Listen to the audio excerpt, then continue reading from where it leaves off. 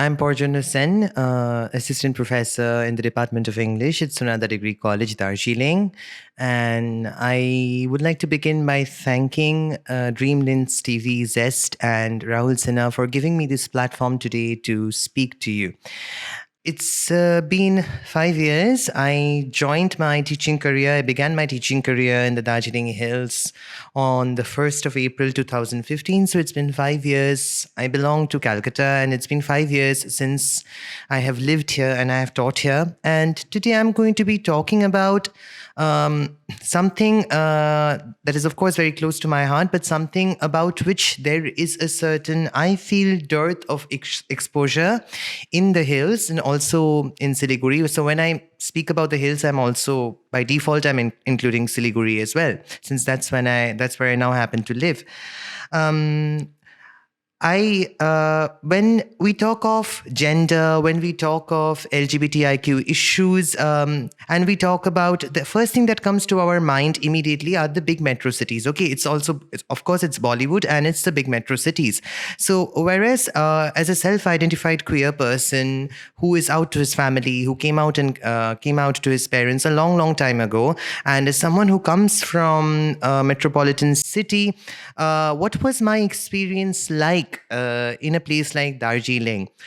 First of all, I would like to say that when I came out to some of my colleagues with whom I'm very close and to some of my other teaching staff, what I saw in Darjeeling was a spontaneous acceptance of alternate sexuality, of LGBTIQ community identities. Maybe not everyone was very theoretically aware. I'm talking about my colleagues here in college. Maybe not everybody was very theoretically aware.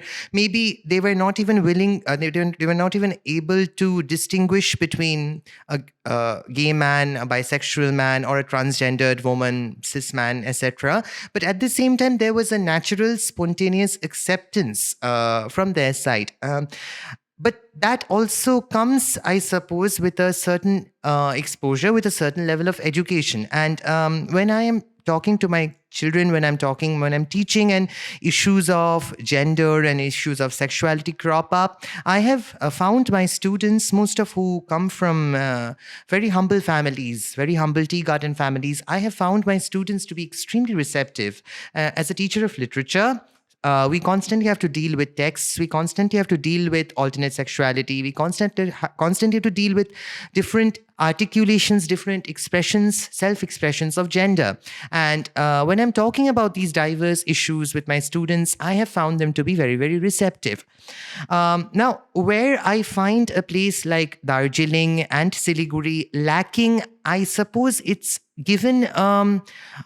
There is a certain lack of exposure, in the sense that a lot of people, now I'm talking not about my college community, my students, but the larger community. I've lived in Darjeeling for 5 years, and now I've shifted my base to Siliguri. I find that the larger society here, to a certain extent, there is a lot of denial about this issue. Don't ask, don't tell. That's what I mean by denial. So even a lot of gay men, a lot of transgendered women, it is perhaps easier for a transgendered woman to be more visible because, of course, that person grows up with a lot of, mockery from society, facing a lot of mockery from society. But for a gay man, cis-identified gay man, I can understand the level of difficulty given the small society here, the fact that everybody knows everybody. It might be very difficult not just to be able to come to terms with one's own self, but to be able to come to terms also with the larger social expectations around us. And it doesn't help that the larger society here, they do love to live in a state of denial.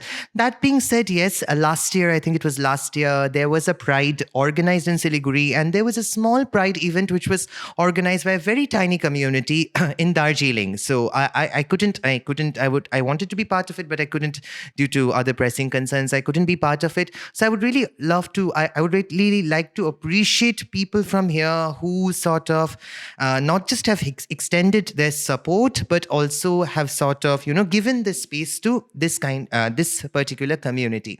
Now, that having said, we cannot just talk about LGBTIQ issues without first bringing into foreground the whole idea of gender. Now, gender and patriarchy, as I understand, it exists in a very different level in the Darjeeling Hills than it does in Calcutta. Of course, patriarchy, we know, is a metastructure, is a superstructure which is existent everywhere. But when we look at a society like Darjeeling, we see that historically women have been at the forefront of different kinds of movements. For example, the tea gardens, the tea garden laborers. It was mainly women who were at the forefront of that kind of labor. So women have been at the forefront of different kinds of movements, whether it be the demand for a separate statehood, whether it be tea garden labor, whether it be demand for equal wage, a lot of different movements. Yes, women have been at the forefront of these movements.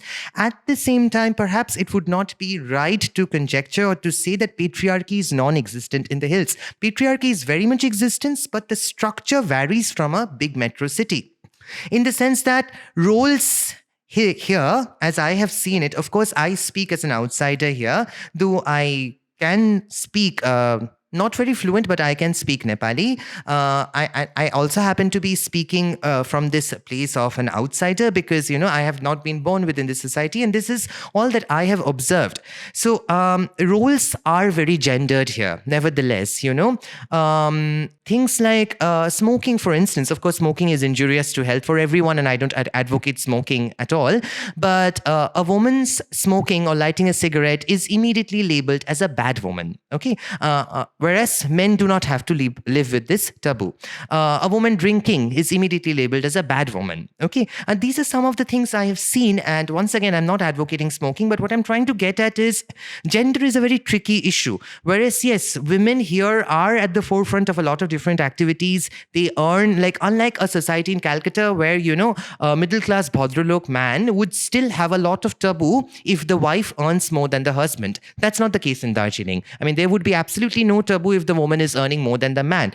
But at the same time, the woman is also expected to come home, do the dishes, and, keep the house properly and clean. And so, gendered roles do exist, but they exist in a very, very different way in a society like Darjeeling. Talking about Siliguri also, Siliguri is, it is a very cosmopolitan culture in the sense that you have the Nepali speaking, the Indian Nepali people, you have the Bengali community, you have the Marwaris, you have the Biharis, you have the Bhutias, the Tibetans. It's a very, very mixed society. But once again, there is a lot of otherization that goes on in a place like Siliguri. And I will give one particular instance. This would serve perhaps as an example. I was coming in a Toto one particular day, and I happened to overhear what this person, he was riding the Toto, and the Toto driver, they were both Bengali, they were having this conversation.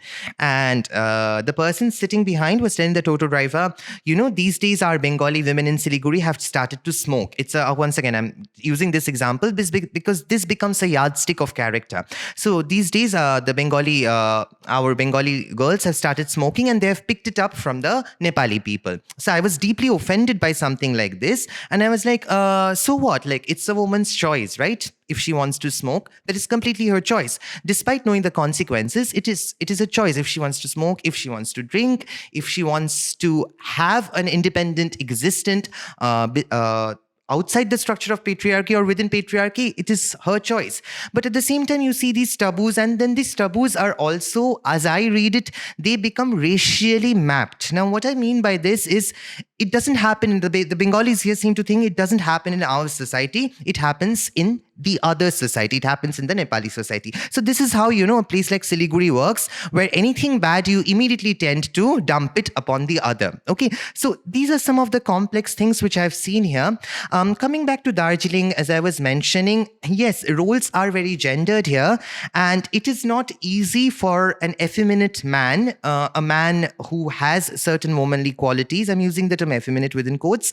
Of course, gender itself is a very flexible category. I'm not getting into all of that, but it is not easy for an effeminate man to survive in society because, you have these ideas about what man should be like. You have these certain notions of masculinity and you have these certain notions of femininity, and it's not very easy for people to break out of these. Okay, I'll give another example.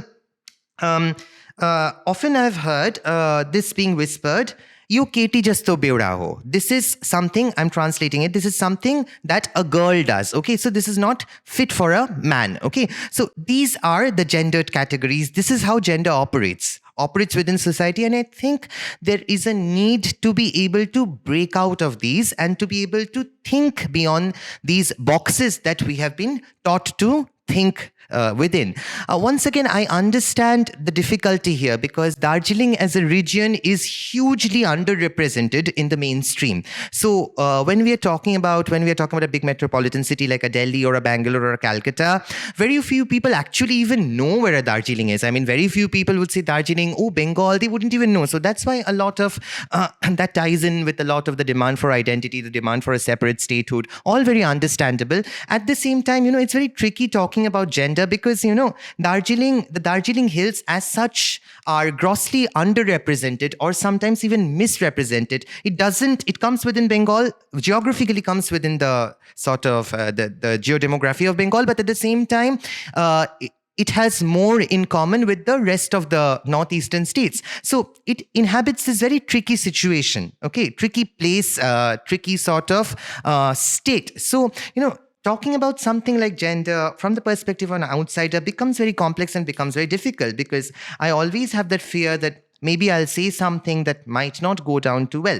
So that being said, I think it was 6th September 2018 that the Supreme Court of India, a constitutional bench of the Supreme Court of India, decided to do away with Section 377. For those among us who might not be aware, Section 377 was a colonial era law. I'm using the term was. It penalized anything apart from non-penovaginal sexual activity. And by default, this section began to be applicable towards mainly queer people, homosexual people, transgendered people. Okay, so there was it was a very, very long fight. At first, the Delhi High Court had read it down. Once again, a two-judge bench of the Supreme Court sort of reinstated this. Finally, on 6th September 2018, it was a constitutional bench comprising 5 judges. They sort of read down this section. They said that this section has to be read down so that 2 consenting adults of whichever gender, whatever they do in their private life is their own business, and the state does not really have any right to criminalize them. Now, of course, the law exists in its own place, and I think it was Justice Indu Malhotra who was one of the 5 judges in the constitutional bench. She even sort of said something like, we also need to apologize to the LGBTIQ community of the country because they have withstood decades of oppression. So, whereas, that having said, the law exists in its own place. However, society at large needs to change in the sense that society at large needs to be more accepting and more tolerant towards diversity, and not just sexual diversity, any kind of diversity for that matter. I mean, and once again, what is the major difference that I witness between a big metropolitan city and a small place like a Darjeeling or a Siliguri is a lot of people here love to live in denial. They wouldn't openly come out. There's a lot of internalized homophobia. So a person who grows up gay, he at some point of time, he or she, a gay or a lesbian, he or she would begin to internalize that hatred which comes from the society. Hey, this is not me. So I need to have a quote-unquote respectable, proper, quote-unquote normal or normative, if I may use the word, life. So, this is pushed under the carpet. So people love to live in denial. Even in Calcutta, it's not really that much different, It's when I came out to my parents, both my parents, they weren't very phobic. They were sort of accepting. But even in Calcutta, I have had to face certain situations where I was, especially in school. I studied in Jadavpur University and then Center for Studies in Social Sciences, Calcutta. And all my professors have been very, very supportive and very friendly. But in my school and also in my college, sometimes I would have to face, not from the teachers, mind you, but from the other students, I would have to face some kind of ragging now and then. By ragging, I don't mean physical ragging, but the very fact that perhaps I was not man enough. I was not man enough for the society. So yes, and my parents, mercifully, thankfully, I extend my deep and sincere appreciation towards them. They have been extremely supportive of my orientation, though I'm the only son. And I know that some of their expectations, normative expectations that they have internalized because of this society, those expectations will never be fulfilled from me. But at the same time, they have extended their unconditional support towards me. I will give you a small instance, even from Calcutta. I used to live in a place called Bagajatin, and I was walking back home. And there was a person, I could hear cat calls behind me, and a person said, Chaka. And I turned back and said, I'm using the Bengali word, Ki bollen amake arekbar bolun? What did you tell me? Come again. And that person said, no, I have not said anything. Go back to your own house. And I stood my ground and I said, whatever I am, it's none of your business. I don't eat your bread. You don't pay me money. So whatever I am, you have no right to be judging me. And that man grew ballistic. And then my father happened to be passing by. It's just in front of my house. And he was the one who came out in front. And he was the one who gave that man a strong reply. He said that whatever my son is, it is his personal business. It is not for you to comment and not for you to pass judgments about. So yes, I am not saying that Calcutta does not have its share of homophobia. I'm not saying that Calcutta does not have its share of very strong conservative society, but perhaps because of the Tollywood film industry, perhaps because of figures like Rituparna Ghosh, perhaps because of certain queer icons on screen as well as through books and all, perhaps there is a certain bit of exposure. So the difference lies here. Immediately, if within a Bengali Bhadralok society, the first response would be, "Oh, we are okay with the LGBT community. Hope my son or daughter isn't gay or lesbian." Okay, so that's where the hypocrisy lies. But in the hills, it would be, of course, very direct. We don't even know what this is. Esto pani huncha, aisa bhi hota hai. So we don't even know that this exists. And I still think that here in the hills, issues of gender, issues of sexuality need to be sort of looked at in tandem with other issues. For example, I know these couple of people, they have been working in the tea gardens for the tea garden laborers for a very, very long time. And a lot of them studied with me in JU, and they're all from the hills, and they're extremely supportive towards gay men, transgendered people, lesbian women, bisexual men. And they even helped in organizing the very small sort of pride activity that took place in Darjeeling. So there is a need to be able to, work with other issues. So we don't perhaps need to separate gender or sexuality out from other issues. That's why I will go back to that example that women here have been at the forefront of a lot of different activities. Yes. And I think there's a need to look at gender. There's a need to look at sexuality vis-a-vis other issues. So we can't just look at gender, or we can't just look at sexuality in and by itself. So once that is done, then I think we will be heading somewhere. Also, what I feel that in a place like Darjeeling, in a place like Siliguri, there need to be more support groups. In a sense that today, suppose, and I am speaking as, let me speak as an anonymous person here. Suppose I have grown up in a place like Siliguri, or I have grown up in a place like Darjeeling, and I find out that I'm gay. Okay, or I'm lesbian. What is my first thought? I have no one around me whom I can communicate this to. My friends, I fear that my friends might judge me. They might not judge me, but they might judge me.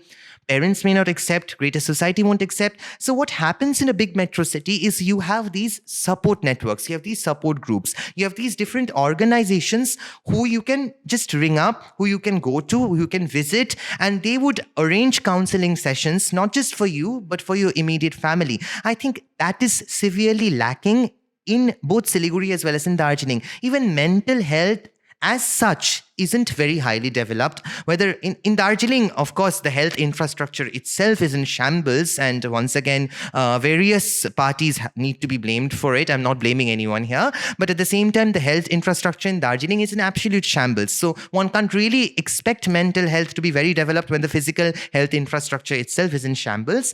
But that being said, I definitely think there need to be strong support groups, strong community support networks, people who need to not just self-identified LGBTIQ people, but a larger section of society, maybe writers, professor, teachers, cinematographers, artists, all of them need to come together. All of them need to form a forum that not just addresses, issues of gender and sexuality, but which addresses a diverse range of issues. I think that is very important so that more and more people will be able to reach out to, these support groups. Lastly, I would mention a small narrative, a small experience that happened with me.